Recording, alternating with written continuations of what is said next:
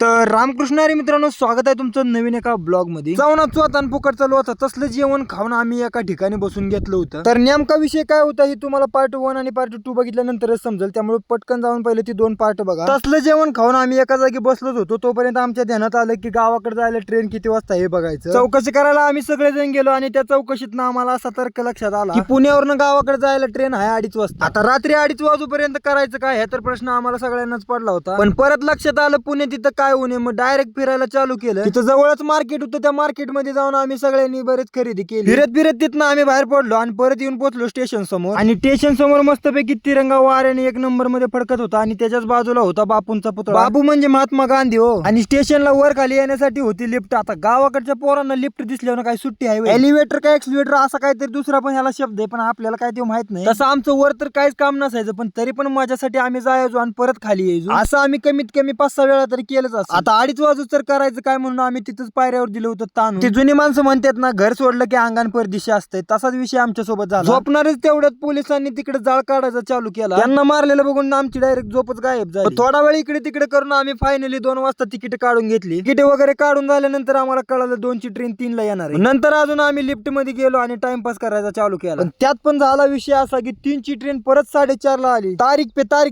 तारीख असा विषय झाला होता आमचा. फायनली 4:30 वाजता ट्रेन आली आणि आम्ही जाऊन बसलो जनरल डब्यात. आणि जनरल डब्याचा विषय तर तुम्हाला न सांगितलेलाच बरा. एकाचं मुंड तिसऱ्याच्या तांगड्यात आणि तिसऱ्याचं तांगड दुसऱ्याच्या मुंडक्यात.